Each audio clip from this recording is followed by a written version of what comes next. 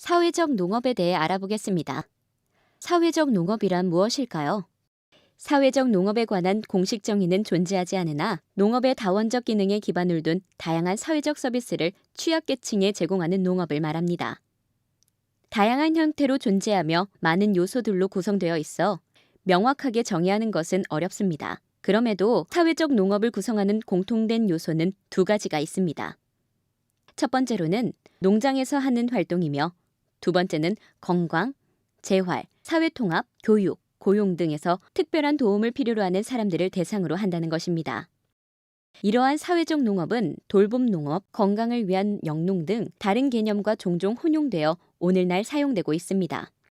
이러한 사회적 농업의 기본 틀은 농업의 다원적 기능이며 이를 기반으로 공공의 건강, 교육과 훈련, 사회통합과 포용, 지역개발의 이익 창출 기능 수행을 하고 있습니다.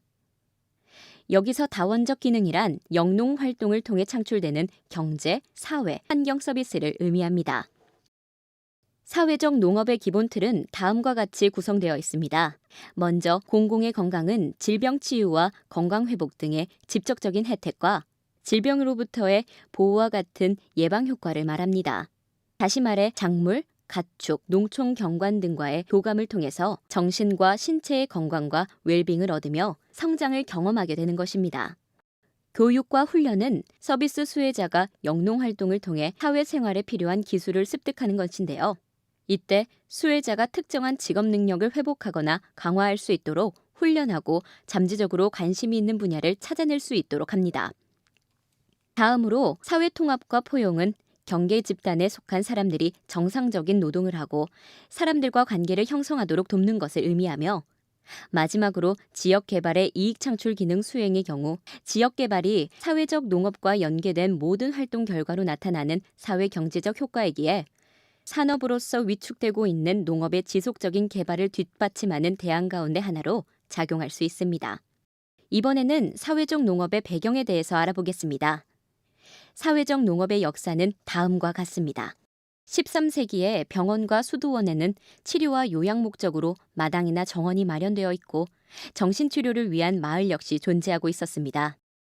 1800년대 후반 농장과 농가 조직이 사회적 보호시설의 일환으로 형성되면서 근대적 형태의 사회적 농업이 등장하기 시작하였습니다. 영국, 네덜란드, 독일 등과 같이 사회적 협동조합의 활동과 치유 기반의 돌봄 농업이 많은 유럽 국가에서 사회적 농업을 치유와 사회통합의 혁신적인 접근 방법으로 채택하였고 현대적인 개념의 사회적 농업으로 성장하게 되었습니다. 다양한 형태로 확대된 사회적 농업은 2000년대 초반부터 다양한 계획과 활동을 포괄하는 개념으로 널리 활용되고 있습니다. 사회적 농업의 역사와 배경을 보고 왔는데요. 사회적 농업이라는 용어가 사용된 것은 그리 얼마 되지 않은 것을 알 수 있었습니다. 하지만 이 용어가 사용되기 전부터 지역 수준에서 다양한 형태의 사회적 농업이 시작되어 발전하였으며 이들은 구조와 중점 사업에서 차이를 보이고 있습니다. 예를 들어 네덜란드는 보건 부분과 농업 부분에 관한 사회적 농장의 서비스 공급을 하고 있지만 프랑스의 경우 교육 목적으로 청소년을 대상으로 한 사회적 농업을 실천하고 있습니다. 다양한 종류의 사회적 농업으로 인하여 이에 참여하는 농가 수는 증가하고 규범과 조직이 갖춰지면서 대안적 사회체계로 자리매김하기 시작합니다. 사회적 농업이 주는 효과는 어떤 것들이 있을까요? 먼저 사회적 농업은 농업뿐만 아니라 교육, 건강, 사회 등의 다원적 기능에 연계됨으로써 새로운 기회를 제공하며 다양한 사회적 경제적 가치를 창출합니다. 젊은 세대와 사회 전반의 농업에 대한 인식 변화에 기여할 수 있으며 농가의 경우 새로운 연결망을 형성하여 윤리적인 소비에 관심이 있는 사람들을 위한 생산을 촉진할 수도 있습니다. 더 나아가 서비스 제공을 통해 추가 소득 역시 확보할 수 있습니다. 이러한 사회적 농업의 효과는 많은 선행 연구에서 사회적 농업이 제공하는 다양한 형태의 서비스가 서비스 대상자 및 사회에 긍정적인 효과를 나타내고 있음을 실증적으로 제시되었습니다. 특히 서비스 참여자들의 경우 여러 직무 기술을 익히며 적응 능력을 얻으며 정신적 웰빙, 긍정적 자세, 자기 수용, 자기 성찰 등 정신 건강에 긍정적 효과를 발휘하고 스트레스 수준을 감소시켰습니다. 또한 비슷한 처지에 놓인 사람들과 관계망을 형성하여 결속력과 자기 효능감을 강화하며 더욱 활발한 사회적 삶을 살 수 있도록 하는 사회적 이득을 얻기도 하였습니다. 이러한 다양한 긍정적 효과를 사회적 농업을 통해 기대할 수 있습니다. 다양한 농업 속 사회적 농업을 통해서 어떠한 전략을 가져야 할까요? 이를 알아보기 위해 사회적 농업을 강점, 약점, 기회, 위협으로 나누어 분석하는 스왓 분석을 해보았습니다. 먼저 사회적 농업의 강점으로는 농업이 창출하는 다원적 기능을 갖고 있다는 것과 민간, 공공부문 간 연대를 통해 사회 가치 증대 등이 있습니다. 약점으로는 표준화되지 않은 영농구조와 활동과 농업인의 고령화 등 창업가적 혁신에 제한적인 요인들이 있습니다. 사회적 농업의 기회 요인은 지속가능한 소비와 사회경제적 문제에 대한 사람들의 가치인식이 높아지고 있는 점, 농업활동과 연계된 사회 서비스가 도시농업을 통해서도 창출되어 제공될 수 있다는 점이 있습니다. 반면 위험 요인으로는 농가소득의 불확실성, 사회적 농업에 대한 인식 결여, 취약계층 고용에 대한 일부의 부정적 인식이 있습니다. 4가지 요인에 따라 분석한 결과 사회적 농업과 도시농업의 연계가 필요하며 사회적 농업의 법체계를 갖춤으로써 민관과 공공부문 간 연대를 공고히 하고 그 연결망을 구축해야 합니다. 또한 사회적 농업에 대한 인식을 제고시키는 노력과 더불어 연구와 개발 등을 지원해야 합니다. 3개의 사회적 농업 사례를 살펴보겠습니다. 이번에는 사회적 농업이 다른 나라에서 어떻게 진행이 되고 있는지에 대해서 알아보겠습니다. 먼저 일본입니다. 일본에서 사회적 농업이 발전하게 된 배경은 20세기 후반부터 확산된 원예요법과 원예복지의 영향이 컸습니다. 1990년대 초반부터 작물 재배와 마을 가꾸기 등을 통한 치료와 재활이 본격적으로 실시됐고 그 중에서도 특히 원예 활동이 주목받으면서 원예요법이라는 용어가 처음 등장하였습니다. 일본의 원예요법은 취약계층의 치유와 재활을 목적으로 하는데 이에 그치지 않고 작물 재배 기술과 관리 등을 통해 직업훈련과 고용의 기회도 제공하고 있습니다. 일본의 농림수산성은 이러한 장점들을 활용하여 농업 분야에서도 장애인 고용을 촉진하도록 도모하였고 농복 연계 프로젝트의 이름으로 취약계층의 농업 분야 고용과 사회적 농장 개설에 관한 가이드라인을 제시하였습니다. 이처럼 후반 농업의 복지력에 주목한 정부의 시책 변화는 사회적 농업이 일본에 정착할 수 있는 기반을 마련해 주었습니다. 그렇다면 일본 내 사회적 농업의 현황과 성과는 어떨까요? 장애인의 농립어업 취업자 수 등을 통해 알아보도록 하겠습니다. 헬로위크를 통한 장애인의 취업 건수는 전체에서 3.1%를 차지하며 2007년 대비 4.5배 이상 증가하였습니다. 또한 장애인 법정 의무 고용률인 2%에 상회하는 2.19%의 실고용률은 농업 관계인들이 사회적 취약계층의 고용에 관심이 높다는 것을 알 수 있었습니다. 이러한 일본의 대표적 사회적 농가로 쿄마루 유니버셜 농장이 있습니다. 이 농장은 오리 농법을 이용한 쌀과 잎채소, 청경채, 토마토 등을 재배하고 있는 농업 생산법인으로 이곳에서 생산된 농산물은 전국 40개의 시장에 출하되고 있습니다. 쿄마루 유니버셜 농장은 1990년부터 장애인을 고용하기 시작했으며 2016년 전체 직원 74명 중 24명이 장애인으로 현재도 계속해서 장애인을 고용하고 있습니다. 농장의 운영 방식은 크게 3가지로 매일 녹색 채소를 식탁의 테마로 미니 청경채 등을 수경 재배하는 수경부와 손자에게 먹일 수 있는 농산물 만들기를 테마로 오리 농법에 의한 무농약 쌀, 우엉 등을 재배하는 토경부가 있습니다. 마지막으로 심경부는 농업을 고용의 장으로를 테마로 장애인 고용 지원과 취업 훈련 등을 실시하고 있습니다. 먼저 고용된 장애인에게 어떤 일을 하고 싶은지를 물어보고 그들의 적성과 능력에 맞는 작업 환경을 제공하는 것이지요. 현재 쿄마루 농장은 직접 장애인을 고용하지 않고 쿄마루가 위치한 하마마츠시를 통해 장애인을 고용하고 있습니다. 또한 NPO 법인 시즈오카 유니버셜 원예 네트워크를 설립하여 하마마츠시와 함께 유니버셜 농장의 연구와 보급 활동을 하고 있습니다. 다음은 영국입니다.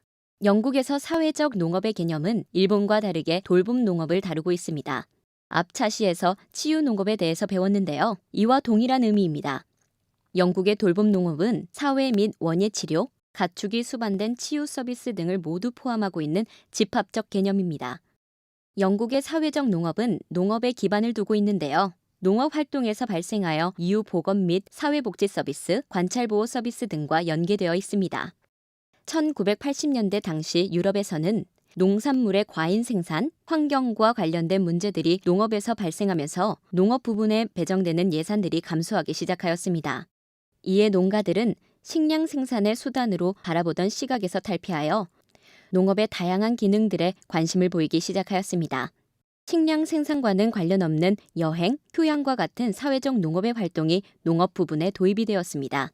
기본적으로 자연, 특히 토지 이용을 통해 농업의 다원적 기능을 제공하는 농업인의 역할을 인정하고 그들이 제공하는 공공 서비스에 대한 보상을 지원하는 편이지만 영국의 사회적 농가들은 흥미롭게도 동시에 환경 보존, 교육 및 레저 활동에 참여하고 있는 농가들로 나타나는데 이는 사회적 농업이 농업의 여러 다원적 기능을 극대화할 수 있는 방식임을 나타냅니다. 영국의 사회적 농업 현황은 어떨까요? 영국의 경우 사회적 농업 실천 농가 수가 지속적으로 증가하는 것을 왼쪽 그래프를 통해서 볼 수 있습니다. 영국의 사회적 농업의 서비스를 제공받는 서비스 사용자는 학습 장애를 가진 이들이 가장 높은 비중으로 나타났으며 정신질병 소유자, 불만을 품은 청소년들이 역시 있었습니다. 또한 유형으로는 농가 형태 비중이 가장 높으며 그중 약 18%는 도시에서도 활발히 적용될 수 있음을 나타내며 사회적 농업의 잠재력을 보여주고 있습니다. 다양한 영국의 사회적 농업 중 칼스헤드 팜에 대해서 설명하도록 하겠습니다. 칼스헤드 팜은 2004년에 시작된 가족 운영 농가로 작물 생산, 양 목축, 재생 가능한 전기와 열 생산을 위한 버드나무 재배, 말 육종 등 다양한 영농 활동을 수행하고 있습니다. 이뿐만 아니라 환경관리제도에 참여하여 야생지역의 보전 활동에도 연계되어 있으며 이러한 활동은 사회적 농업 활동의 일부로 자연보존에 관한 교육을 제공하고 있습니다. 칼스헤드 팜은 농업을 통해 청소년들에게 대안적인 교육 훈련을 제공하는 데 주요 목적을 두고 있습니다. 보통 14에서 16세의 청소년들을 대상으로 서비스를 제공하는데 목공, 가구 제작, 미술, 요리, 동물 돌보기, 심리학 등 넓은 범위의 수업을 제공하고 수업은 일주일에 5일, 오전 9시 반부터 오후 2시까지 진행합니다. 지역 교육 당국이 대안적인 교육을 받을 필요가 있는 학생들을 칼스헤드 팜에 의뢰하는 방식입니다. 칼스헤드 팜은 자선, 보증유한 회사로 4명의 가족 구성원으로 이루어져 교육 프로젝트의 관독과 관리를 위해 정기적으로 회의를 개최하고 있으며 사회적 농업의 사업 모델을 개발하는 데 자율성을 부여하고 농장 경영의 사회적 농업을 완전히 통합시킬 수 있다는 특징을 갖고 있습니다. 다음으로 알아볼 곳은 네덜란드입니다.